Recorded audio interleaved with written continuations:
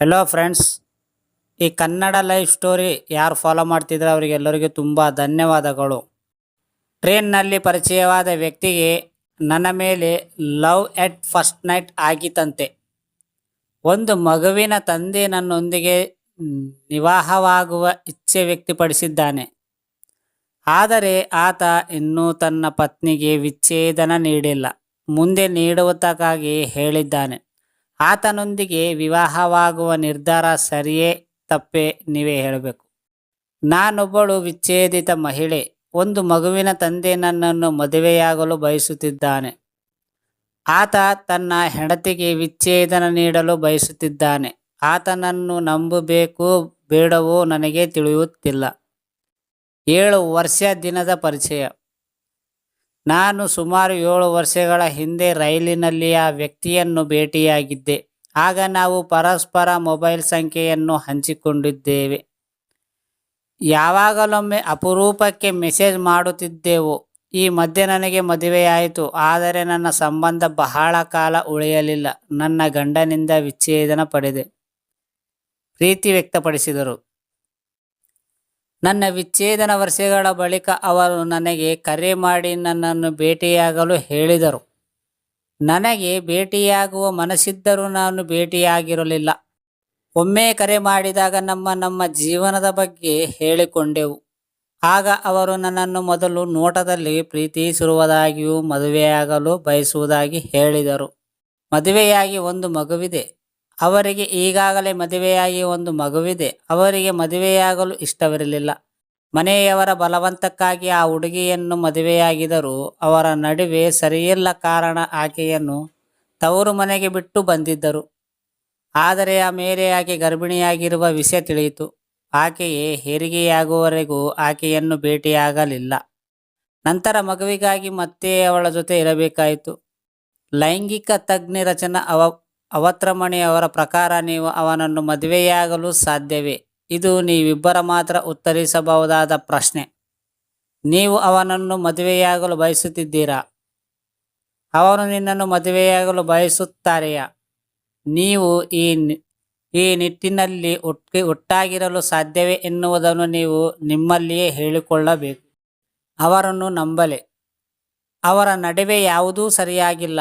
ಯಾವುದೇ ದೈಹಿಕ ಸಂಬಂಧವನ್ನು ಹೊಂದಿರುವುದಿಲ್ಲ. ಅವರ ಪ್ರಕಾರ ಅವರು 6 ತಿಂಗಳೊಮ್ಮೆ ಲೈಂಗಿಕ ಕ್ರಿಯೆ ನಡೆಸುತ್ತಿದ್ದರು. ಈಗ ಅವರು ಆ ಮದುವೆಯಿಂದ ಹೊರಬರಲು ಬಯಸುತ್ತಿದ್ದರೆ, ಆದರೆ ಅವಳಿಗೆ ಜೀವನಾಂಶ ನೀಡಲು ಅವರ ಬಳಿ ಹಣವಿಲ್ಲ ಮತ್ತು ಅವರ ಕುಟುಂಬವು ಇದನ್ನು ಬೆಂಬಲಿಸುವುದಿಲ್ಲ. ಆದರೆ ಈಗ ಅವರು ಆಕೆಯಿಂದ ದೂರವಾಗಲು ಬಯಸುತ್ತಿದ್ದಾರೆ. ಈಗ ಅವನು ನನ್ನನ್ನು ಮದುವೆಯಾಗಲು ಬಯಸುತ್ತಾನೆ. ಅವನನ್ನು ನಂಬಬೇಕೋ ತಿಳಿಯುತ್ತಿಲ್ಲ. ಆತನಿನ್ನು ವಿಚ್ಛೇದನ ನೀಡಿಲ್ಲ. ನಿಮ್ಮ ಮದುವೆ ಹೆಚ್ಚು ಕಾಲ ಉಳಿಯುವುದ ಕಾರಣ ನೀವು ವಿಚ್ಛೇದನದ ಪಡೆದಿದ್ದೀರಿ ಎಂದು ನಾನು ಅರ್ಥ ಮಾಡಿಕೊಂಡಿದ್ದೇನೆ. ಮತ್ತು ಈಗ ನಿಮ್ಮ ಜೀವನದಲ್ಲಿ ನಿಮ್ಮನ್ನು ಪ್ರೀತಿಸುವ ವ್ಯಕ್ತಿ ಇದ್ದಾರೆ.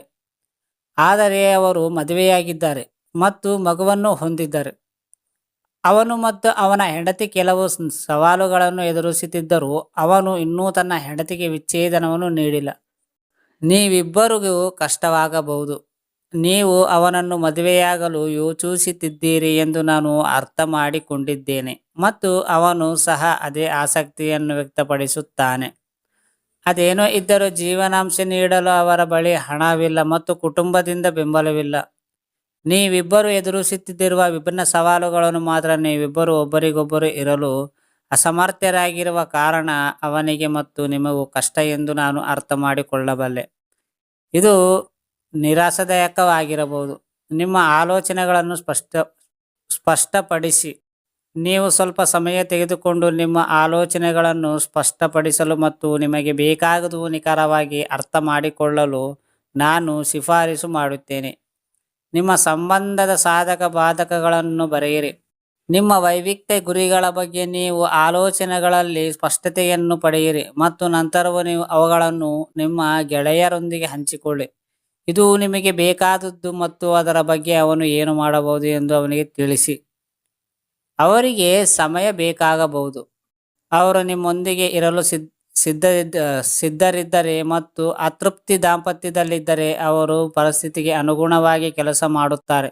ಅದನ್ನು ಮಾಡಲು ಅವನಿಗೆ ಸಮಯ ಬೇಕಾಗಬಹುದು ಮತ್ತು ಅದರಿಂದ ನೀವು ಟೈಮ್ ಲೈನ್ ಅನ್ನು ನಿರ್ಧರಿಸಬಹುದು ಮತ್ತು ಈ ಸಂಬಂಧಕ್ಕಾಗಿ ನೀವಿಬ್ಬರು ಬಯಸಿದ್ದನ್ನು ಸಾಧಿಸಲು ಒಟ್ಟಾಗಿ ಕೆಲಸ ಮಾಡಬಹುದು. ಮಗುವಿನೊಂದಿನ ಬಾಂಧವ್ಯ. ಈ ಪರಿಸ್ಥಿತಿಯಲ್ಲಿ ಯಾವುದೇ ಫಲಿತಾಂಶವು ನಿಮಗೆ ಸವಾಲಾಗಿರಬಹುದು, ಅದರಿಂದ ನೀವು ಅದಕ್ಕೆ ಸಿದ್ಧರಾಗಿರಬೇಕು. ಮಗುವಿನೊಂದಿಗೆ ಬಾಂಧವ್ಯದಿಂದ ಅವನು ತನ್ನ ಹೆಂಡತಿಯನ್ನು ಬಿಡಲು ಸಾಧ್ಯವಾಗಿರಬಹುದು, ನಿಮಗಾಗಿ ಸ್ಪಷ್ಟತೆಯನ್ನು ಹೊಂದಲು ಕಷ್ಟವಾಗಬಹುದು, ಹಾಗಾಗಿ ನೀವು ಸಲಹೆಗಾರನ್ನು ಭೇಟಿ ಮಾಡಬಹುದು. ಫ್ರೆಂಡ್ಸ್, ನಿಮಗೆ ಈ ಸ್ಟೋರಿ ಅರ್ಥ ಆಗಿದೆನಾ? ಈ ಸ್ಟೋರಿ ಕೇಳಿದ ಪ್ರತಿಯೊಬ್ಬರಿಗೆ ತುಂಬ ಧನ್ಯವಾದಗಳು.